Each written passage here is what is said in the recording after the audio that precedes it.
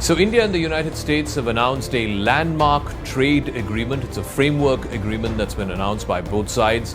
On February 2nd, Trump took to social media announcing the India-US trade deal. He called Modi a great friend, said the agreement followed direct talks between the two leaders. Prime Minister Modi, with his astute management of the economy, simultaneously taking public welfare and social development of our people to very high levels. At the heart of the debate, have farmers' interests been compromised? नमस्कार दोस्तों, आप सभी का स्वागत है the wire पे और मेरा नाम है इंद्रशेखर सिंह। दोस्तों, अभी जो अमेरिका और हिंदुस्तान के बीच में जो व्यापार समझौता हुआ है, उससे कृषि क्षेत्र में खलबली मच चुकी है। और ये खलबली इसलिए मची है दोस्तों, क्योंकि इसमें दो बातें कही जा रही हैं। एक, भारत सरकार द्वारा जो ये कह रहे हैं कि भारत में कृषि और पशुपालन और दूध का जो काम है वो अभी भी संरक्षित है, और दूसरी ओर अमेरिका के सेक्रेटरी ऑफ एग्रीकल्चर ये कह रहे हैं कि अब ज़्यादा से ज़्यादा अमेरिकन का खाद्यान्न पदार्थ हिंदुस्तान पहुंचेंगे, जिससे उनके दाम बढ़ेंगे और साथ साथ ग्रामीण अमेरिका में ज़्यादा पैसा आएगा। तो दोस्तों, किसकी बात मानी जाए? अगर एक बार हम अमेरिका की बात मानते हैं तो हमें बहुत ही ज़्यादा गंभीर रूप में परेशान होना चाहिए, क्योंकि इसका ये मतलब है दोस्तों कि इतने सालों से जो भारत के कानून बने हैं, चाहे वो WTO पे हो, चाहे वो राष्ट्रीय अंतर्राष्ट्रीय रूप में, जो किसानों के और कृषि के बचाव के लिए बनाए गए हैं, अब लगता है इस सरकार के अंदर उनको पूरी तरीके से तोड़ दिया गया है और भारत एक नए कंपनी राज की ओर आगे बढ़ रहा है। तो इस श्रृंखला की शुरुआत हुई कब से? ये श्रृंखला की शुरुआत हुई दोस्तों किसान आंदोलन से, जब भारत में 3 नए कृषि कानून लाए गए जो उदारीकरण और निजीकरण को भारत में बढ़ाने वाले थे। अब किसानों ने ये बात तुरंत समझ ली कि ये कानून बिचौलियों के लिए नहीं, ये कानून कॉरपोरेशंस को भारत के अंदर लाने के लिए है। इसीलिए दोस्तों उन्होंने 13 महीने के दिल्ली का घेराव किया और साथ साथ अपने लगभग 800 लोग को खोया, और उसके बाद जो है भारत सरकार ने कानून वापस लिए। लेकिन कानून तो वापस लिए, लेकिन उन्होंने अपना इरादा नहीं बदला दोस्तों। इरादा इसलिए नहीं बदला क्योंकि उसके बाद भी वो चुपचाप से काम करने में लग गए। और चुपचाप से काम उन्होंने शुरू कैसे किया? सबसे पहले उन्होंने पकड़ा हमारे किसान आंदोलन शंभू और किन्नौरी बॉर्डर पे, जहां पे उन्होंने पुलिस भेजी और साथ साथ किसान आंदोलन को एक रात में ही खत्म कर दिया। उसके बाद 2022 से दोस्तों उन्होंने चालू किया कानून बदलना। सबसे पहले कानून जो इसमें बदला वो था नेशनल बायोडाइवर्सिटी एक्ट में एक अमेंडमेंट लाए, जिसके तहत अब दोस्तों विदेशी कॉरपोरेशंस भारतीय कंपनियों की तरह रजिस्टर हो सकती हैं, और साथ साथ भारत का जो जैव विविधता है, उसका जो भंडार है, उसको बिना किसी रोक टोक के और बिना किसी अप्रूवल के या बिना किसी परमिशन के अब वो उसको इस्तेमाल कर सकती हैं। अब मैं आपको ये बात कह दूं कि ये बात इतनी अहम क्यों है, क्योंकि दोस्तों पहले भी विदेशी कॉरपोरेशंस ने आके भारत से नीम, हल्दी, चाय, बासमती जैसी चीज़ें, इनका जो जर्म प्लाज्म है या इनके बीज चुराए और अपने अपने देशों में जाके इनको पैटेंट कराने की कोशिश करी। और दोस्तों पैटेंट इसलिए नहीं हो पाया क्योंकि भारत के लोगों ने और भारत के किसानों ने इसका पूरा विरोध किया, जिसके कारण ये पैटेंट नहीं हुए। फिर से दोस्तों अगर हम लोग उसी राह पे चल रहे हैं और विदेशी कॉरपोरेशन, जिसमें चाइनीज़ कॉरपोरेशंस भी हैं और जिसमें अमेरिकन कॉरपोरेशंस भी हैं, इनको हम फिर से अगर ये जैव विविधता देते हैं तो एक बड़ा खतरा बन के आता है कि क्या ही हमारे बीज चुरा सकते हैं। और मैं आपको एक और बात बता दूं कि भारत में पैटेंट्स जो है बीजों के ऊपर नहीं माने जाते हैं। हमारा ये मानना है कि बीज अपने में एक जीवन है और उसके ऊपर कोई मानव अधिकार या कोई इंटेलेक्चुअल प्रॉपर्टी राइट्स नहीं हो सकते हैं। तो ये तो थी दोस्तों पहली चीज़।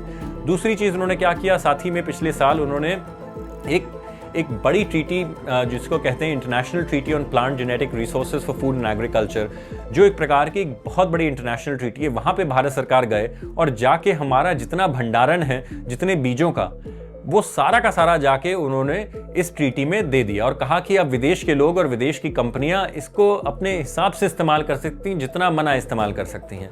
और ये जब भारत सरकार ने किया दोस्तों तो बड़ा इसमें आंदोलन हुआ, बड़े बड़े किसान नेता आए और उन्होंने कहा कि ये भारत का एक प्रकार का एक बहुत ही ज़्यादा हानि पहुंचेगी भारत की जैव विविधता को, क्योंकि अब कॉरपोरेशंस आके इसका इस्तेमाल कर सकती हैं। बट ये तो था अंतर्राष्ट्रीय रूप में।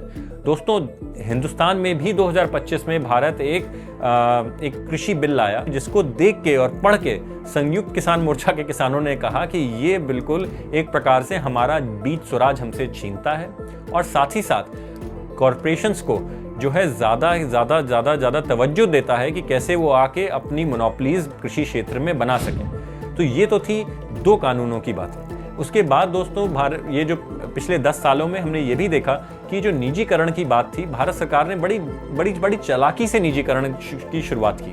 उन्होंने ये किया कि उन्होंने बड़े ऐलान किए कि हम पब्लिक प्राइवेट पार्टनरशिप करेंगे कृषि क्षेत्र में। अब इस पब्लिक प्राइवेट पार्टनरशिप के लिए भारत सरकार ने किया तो किया क्या?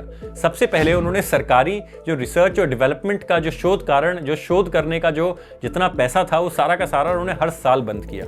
आज भी अगर आप यूनियन बजट को उठा के देख लें तो आप पाएंगे कि जो ICAR और IAR जैसे इंस्टीट्यूट्स हैं, इन सब के रिसर्च बजट को काट दिया गया है। और साथ ही साथ एक तरफ तो बजट की कटाई हुई, दूसरी तरफ इन्होंने बड़े विदेशी कॉरपोरेशन जैसे बेयर, इनको बोला कि भैया आप आके हमारे कंपनी और कृषि संस्थानों के साथ आप MOU करिए, जहाँ पे आपके साथ हम मिलकर रिसर्च करेंगे। तो चाहे अब आप देखें, चाहे वो अनाज हो, चाहे वो गेहूं हो, चाहे वो चावल हो, चाहे वो अनार हो, चाहे वो मसाले हो, उसके साथ साथ चाहे वो स्मार्ट एग्रीकल्चर हो, सब तरफ आप पाएंगे कि बायर जैसी बड़ी कंपनी, जो यूरोपियन कंपनी है, जो बीज भी बनाती है, केमिकल भी बनाती है, ये इस कंपनी का हस्तक्षेप हर जगह है। और मैं आपको ये भी बता दूं कि बायर जो है वैसे तो एक यूरोपियन कंपनी है जिसने कुछ समय पहले मोंसैंटो, जो अमेरिका की बहुत बड़ी कंपनी थी, उसको भी खरीद लिया। तो ये साथ साथ बायर मोंसैंटो केवल अकेले नहीं है, कई सारी ऐसी फॉरेन कॉरपोरेशन है जिनको बोला गया है कि भारत में आके अब आप अपना साम्राज्य स्थापित कर सकते हैं। और इसीलिए बड़ी कंपनियां जैसे अमेजॉन, माइक्रोसॉफ्ट, इन सबको खुली छूट दे दी गई है भारत की कृषि नीति बनाने के लिए और भारत की कृषि नीति को बनाने के लिए सुझाव देने के लिए।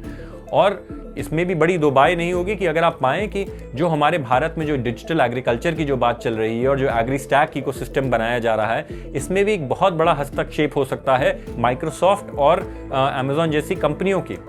और मैं ये भी आपको याद दिलाना चाहता हूं, वैसे तो बिल गेट्स आजकल बहुत ज़्यादा खबरों में हैं, कि भारत में बिल गेट्स जैसे व्यक्ति और साथ साथ बिल और मेलिंडा गेट्स फाउंडेशन को पिछले 10 साल में एक खास रूप में उनको जो है एक अधिकार दिया गया है कि आप सारे के सारे हमारे कृषि अनुसंधानों में जा सकते हैं और आप भारत की कृषि नीति में आप सुझाव दे सकते हैं। तो मेरा सवाल ये है कि बिल गेट्स जो कई आजकल बड़े नामी हो चुके हैं और कई जगह उनका नाम अखबारों में है, उनको जो कंप्यूटर के व्यक्ति हैं उनको भारतीय कृषि तंत्र में इतना ज़्यादा तवज्जो क्यों दिया जा रहा है और साथ साथ उनकी इतनी सारी ट्रिपें क्यों लगाई जा रही हैं भारत के जो कृषि तंत्र हैं उनमें।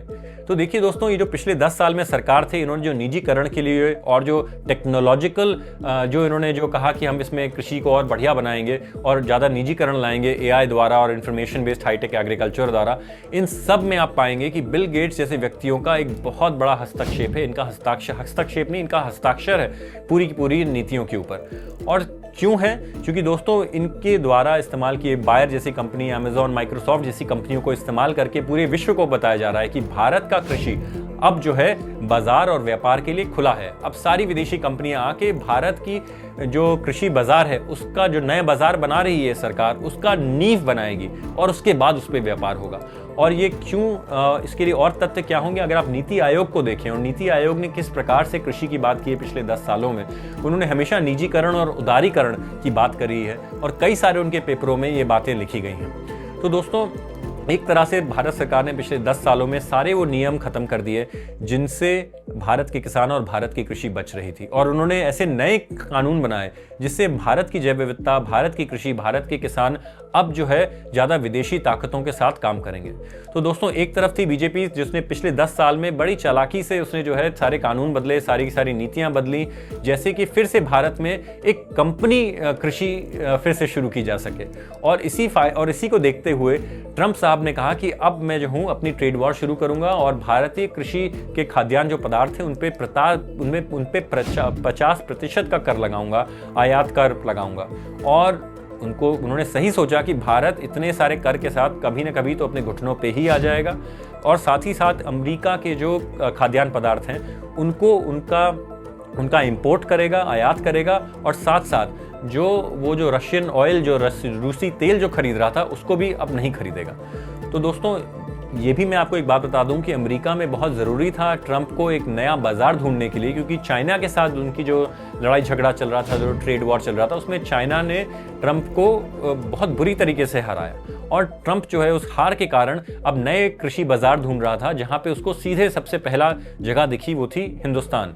और चाहे हमारे प्रधानमंत्री ने हमको कई बार कहा कि भारत में कोई समस्या नहीं होगी, भारत में किसी प्रकार का सारे हमारे कृषक जो हैं बचे रहेंगे, हमारा कृषि क्षेत्र बचा रहेगा, लेकिन ऐसा बिल्कुल भी सही नहीं प्रतीत होता है। और क्यों ये सही नहीं प्रतीत होता है दोस्तों? क्योंकि पिछले साल से ही, चाहे वो कॉटन की बात हो, नरमा या जिसे कपास भी कहते हैं, भारत सरकार ने पिछले साल से ही सारे के सारे आयात कर शून्य करना शुरू कर दिया था।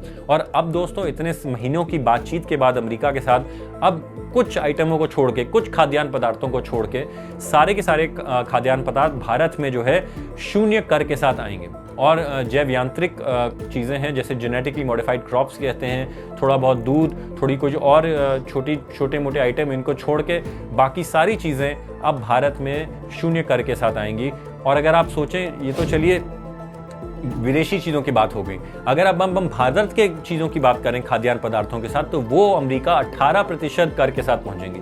तो ये कैसी ट्रेड डील है दोस्तों? ये कैसा समझौता है जिसमें भारत और भारत के किसान हर रूप से हार रहे हैं? और बात यहाँ खत्म नहीं होती है दोस्तों, बात यहाँ तक आगे बढ़ती है कि भारत ने कहा है कि लगभग $500 बिलियन वो डालेंगे अमेरिका की इकोनॉमी में अगले 5 साल में, जिसका मतलब है कि लगभग $40 बिलियन का जो ट्रेड डेफिसिट होगा वो भारत और अमेरिका के बीच हो जाएगा।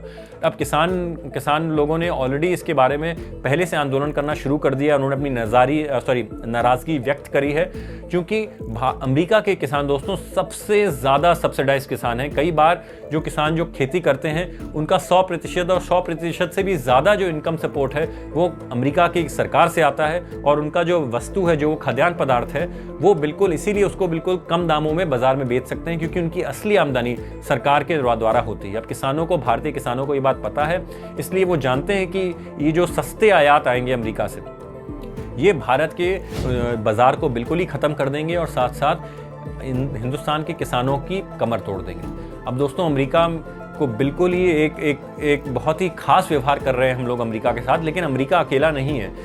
हमारी सरकार ने हमारी जो कृषि की तंत्र था और कृषि की जो बातचीत थी और नीति थी, उसको बिल्कुल ही बदल दिया। चाहे वो आप Indo European free trade agreement देखें, चाहे अमेरिका की बात देखें, दोनों में ही हमने पहली बार हिंदुस्तान ने इतने ज़्यादा अमेरिकन और यूरोपियन एग्रीकल्चर जो खाद्यान्न पदार्थ हैं उनको भारत में अपनाया। पहले ये कभी नहीं होता था और कई सालों से WTO जो नहीं कर पाई, वो मोदी सरकार ने भारत सरकार के लिए कर दिया है। पहली बार हमने हमारी पहले भी सरकारें थी जिन्होंने WTO के दबाव में भी आके भारत के बाजार को नहीं खोला, लेकिन अब इस सरकार ने इतने साल की मेहनत पे कोई पानी फेर दिया और साथ साथ भारत की कृषि को विदेशी बाजारों के, विदेशी कंपनियों के लिए बिल्कुल ही खो दिया दोस्तों। तो ये कुछ चीज़ें थी। अब इससे क्या हुआ? इससे भारत में जो है बाहर के आप जितना भी चाहे तंत्र हो, जितना भी खाद्यान्न पदार्थ हो, धीरे धीरे भारत के अंदर वो घुसने लगेगा। किसान भाई लोग ये समझते हैं दोस्तों कि एक दिन वो दिन ज़्यादा दूर नहीं जब भारत के अंदर ये जो सस्ते आयात हैं, ये धीरे धीरे भारत के बाजार को अपनी पूर्ण रूप में नियंत्रित कर लेंगे और फिर भारत के बाजार को चलाएंगे। और इससे भारत का कोई फायदा नहीं होगा दोस्तों, क्योंकि इसकी मुख्य कारण यह है कि भारत में आज भी जो खाद्यान्न पदार्थ जो अमेरिका पहुंचते हैं उन पे 18% का कर होगा। लेकिन साथ ही साथ भारत के जो खाद्यान्न पदार्थ हैं दोस्तों, उनमें कई ये एग्री केमिकल्स के या जो रासायनिक हैं, जो जहर लगते हैं या पैकिंग के कारण वो जो खाने के पदार्थ हैं वो कंटेमिनेटेड हो जाते हैं और दूषित होते हैं हमारे टॉक्सिक केमिकल्स द्वारा, और वो रिजेक्ट हो जाते हैं। चाहे वो चावल देख लें, आप स्पाइसेस देख लें या मसाले देख लें, हर रूप में यूरोप से भी और अमेरिका से हर साल कई शिपमेंट हमारे रिजेक्ट होते हैं। और दोस्तों ऐसा भी नहीं कि ये सारी चीज़ें हम एक साल में या 2 साल में बेहतर कर पाएंगे। समस्या इतनी ज़्यादा गंभीर है कि USDA जो अमेरिका की कृषि नीति बनाता है, उसने भारत का ऑर्गेनिक सर्टिफिकेशन ही कुछ साल पहले कैंसिल कर दिया था। उसने कहा कि भारत में जो चीज़ें हो रही हैं पूरी फर्जी हो रही हैं, इसलिए हम यहाँ की मान्यता, ऑर्गेनिक मान्यता को नहीं मानेंगे। तो दोस्तों ये सारी चीज़ें इस सारी बातों को समझ के एक बात समझ में आती है कि भारत से जो एक्सपोर्ट होगा खाद्यान्न पदार्थ हैं, वो मुझे लगता है उसकी मात्रा काफ़ी कम होगी, और जो आयात होगा, जिसे कहते हैं इंपोर्ट होगा, वो मुझे लगता है कि हर साल बढ़ता ही रहेगा अमेरिकी और यूरोपीय प्रेशर द्वारा। वो दिन दोस्तों साथ ही साथ इतना दूर नहीं होगा कि जब भारत में इन विदेशी कंपनियों का फिर से एक राज होगा। खाद्यान्न पदार्थों, सस्ते खाद्यान्न पदार्थ ये लोग भेजेंगे भारत में और धीरे धीरे जो है पूरे बाजार को अपना कर लेंगे। और उसके बाद दोस्तों क्या होगा, वो ये कि भारत एक बार फिर से अपने जो है किसानों को बचा नहीं पाएगा। भारत के किसान की जो आमदनी है वो गिरेगी और फिर से भारत के ऊपर एक विदेशी कंपनी राज फिर से शुरू हो सकता है जो भारत की भूख पे मुनाफा कमाएगा। सो दोस्तों, ये थी आज की कृषि की बात। मेरी बात यहाँ पे आज खत्म होती है, लेकिन द वायर आपके लिए कई सारे और कार्यक्रम जल्द ही ला रहा है। तो दोस्तों, भूलिएगा मत हमारे ट्विटर और हमारे इंस्टाग्राम पे शेयर, लाइक और पोस्ट करने के लिए। धन्यवाद।